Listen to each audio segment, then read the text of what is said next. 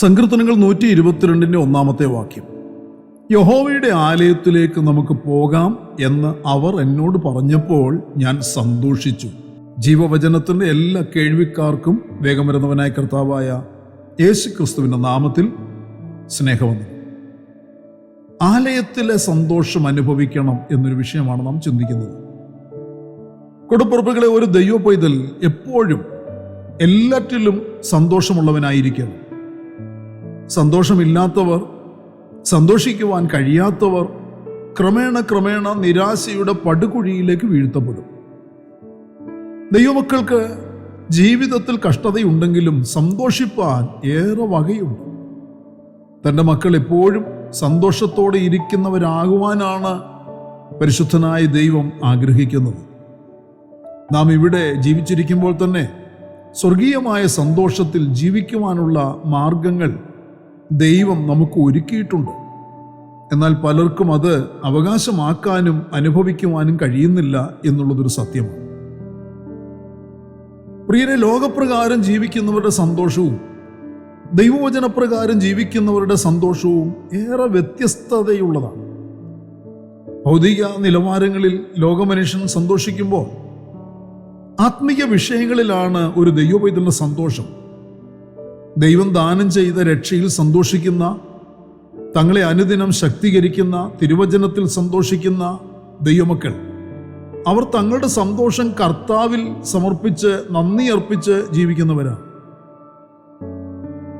ഇപ്രകാരം സന്തോഷിക്കുവാൻ കഴിയുന്ന ഒരു ദൈവപൈതൽ തുടർന്ന് തൻ്റെ സന്തോഷം കണ്ടെത്തേണ്ടത് തൻ്റെ കൂട്ടായ്മയിലും വിശുദ്ധ സഭായോഗങ്ങളിലുമായിരിക്കണം.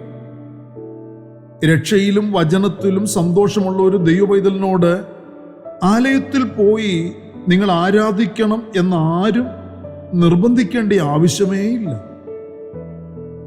ആലയത്തിൽ പോയി ആരാധിക്കുന്നതിലും ദൈവമക്കളുമായുള്ള കൂട്ടായ്മയിലും അവർ സന്തോഷം കണ്ടെത്തുന്നവരാണ്.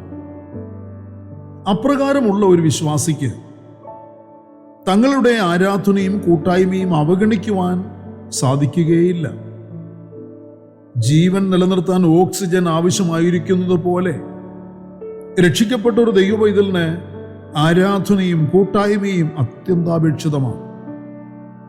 അതിനുള്ള സൗകര്യങ്ങൾ പ്രിയരെ ദൈവം നമുക്ക് നൽകി തന്നിരിക്കുമ്പോൾ നാം ദൈവത്തോട് നന്ദിയുള്ളവരായി അതനുഭവിക്കുകയും ദൈവത്തിന് മഹത്വം അർപ്പിച്ച് ജീവിക്കുകയും വേണം.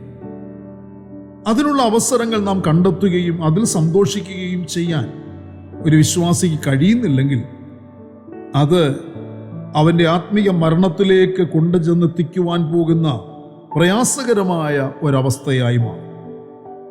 ഭക്തനായ ദാവീദ് പറയുന്നത് നോക്കുക. യഹോവയുടെ ആലയത്തിലേക്ക് നമുക്ക് പോകാം എന്ന് അവർ എന്നോട് പറഞ്ഞപ്പോൾ ഞാൻ സന്തോഷിച്ചു. ഭക്തന്റെ കാൽ വെമ്പൽ കൊള്ളുകയാണ് ദൈവാലയത്തിലേക്ക് ഓടിച്ചെന്ന് യഹോവയുടെ സന്നിധിയിൽ നൃത്തം ചെയ്ത് ആരാധിക്കുവാൻ. ആരാധനയിൽ സന്തോഷിക്കുവാൻ കഴിയുന്ന വിശ്വാസികൾ അവർ തമ്മിൽ ആലയത്തിലേക്ക് ചെന്ന് ആരാധന അർപ്പിക്കുവാൻ, ദൈവസന്നിധിയിലുള്ള കൂട്ടായ്മ പങ്കുവയ്ക്കുവാൻ പ്രോത്സാഹിപ്പിക്കുകയാണ്. ആരാധനയ്ക്ക് മറ്റുള്ളവരെ പ്രോത്സാഹിപ്പിച്ച് നയിക്കേണ്ടത് നമ്മുടെ ഓരോരുത്തരുടെയും ഉത്തരവാദിത്വമാണ് പ്രിയരെ. അവർ ഓരോരുത്തരും, ദാവീദിന്റെ സ്നേഹിതർ ഓരോരുത്തരും പറയുകയാണ്, ദൈവമേ, ഞങ്ങളുടെ കാലുകൾ നിന്റെ വാതിലിനകത്ത് എത്തിക്കഴിഞ്ഞിരിക്കുന്നു. അവർക്കറിയാം വാതിലിന് പുറത്ത് നാശം, വാതിലിനകത്ത് ആരാധനയും കൂട്ടായ്മയും സുരക്ഷിതത്വവും. അനേകരുടെ കാലുകൾ വാതിലിന് പുറത്ത് നാശത്തിൽ കുത്തി നിൽക്കുമ്പോൾ കൃപയാൽ പ്രിയരെ നമ്മുടെ കാലുകൾ ആലയത്തിനകത്ത് വയ്ക്കുവാൻ ദൈവം നമുക്ക് ഭാഗ്യം നൽകിയിരിക്കുന്നു.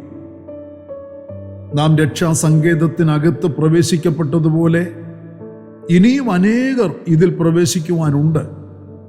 അവരെ പ്രോത്സാഹിപ്പിച്ച് എത്തിക്കുവാൻ നമുക്കിടയാകണം.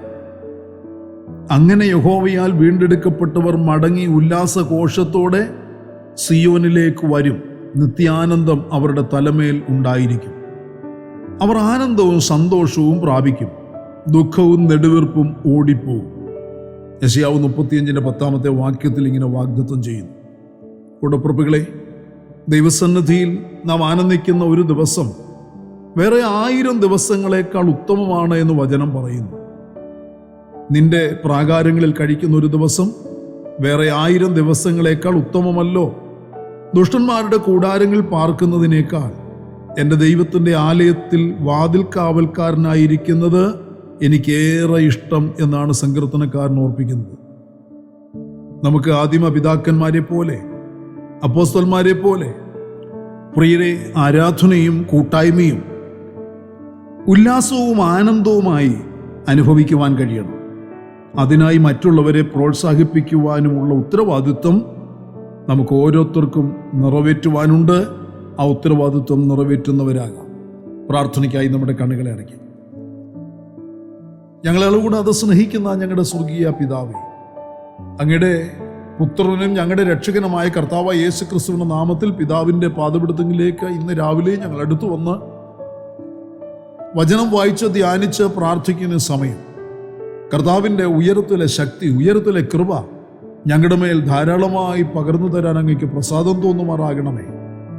ജനം അനുഗ്രഹിക്കപ്പെടാൻ, ജനം വിടുവിക്കപ്പെടാൻ ഇടയാക്കണം. ഇന്നിൻ്റെ മറുപടികളും വിടുതലുകളും പ്രാപിച്ച് ദൈവത്തിൻ്റെ സന്നിധിയിൽ സാക്ഷ്യമുള്ളവരായി ജീവിക്കുക. കർത്താവേ, ഞങ്ങൾ ആരാധിക്കുന്നവരായി തീരുവാൻ, ഞങ്ങൾ കൂട്ടായ്മ പങ്കുവെക്കുന്നവരായി തീരുവാൻ, മറ്റുള്ളവരെ അതിനുവേണ്ടി പ്രോത്സാഹിപ്പിക്കുന്ന ഉത്തരവാദിത്വം നിറവേറ്റുന്നവരായി തീരുവാൻ ചെയ്യുവാൻ ഞങ്ങളെ സഹായിക്കണം, ബലപ്പെടുത്തണം. ഇന്നിൻ്റെ ആമേൻ മറുപടികളും വിടുതലുകളും ഞങ്ങൾ യേശു ക്രിസ്തുവിന്റെ നാമത്തിൽ അവകാശം പറയും. സമർപ്പിച്ച് പ്രാർത്ഥിക്കുന്ന മക്കളുടെ മേൽ ഇന്ന് ചില വിടുതലുകളെ കൽപ്പിക്കണമേ, സൗഖ്യം കൽപ്പിക്കണമേ. അങ്ങയുടെ വരവിന് വേണ്ടി ഒരുങ്ങി കാത്തിരിപ്പാൻ ഞങ്ങളെല്ലാവരും സഹായിക്കണം. പ്രാർത്ഥന കേട്ടവൻകൃപയ്ക്കായി സ്തോത്രം. സകലത് ഞങ്ങൾക്ക് വേണ്ടി ജീവൻ തന്ന യേശു ക്രിസ്തുവിൻ്റെ ധന്യമായ നാമത്തിൽ താഴ്മയോട് അപേക്ഷിക്കുന്നു. ദയ തോന്നി കേൾക്കുമാറാകണമേ. ആമേൻ. വാത്സല്യ പ്രിയപ്പെട്ടവരെ, നമ്മുടെ വാഴ്ത്തപ്പെട്ട കർത്താവിൻ്റെ വരവ് അടുത്തിരിക്കുന്നു. അവൻ്റെ വരവിന് വേണ്ടി നമുക്ക് അധികം ശ്രദ്ധയോടെ ഒരുങ്ങി കാത്തിരിക്കാം. മാറാനാഥ.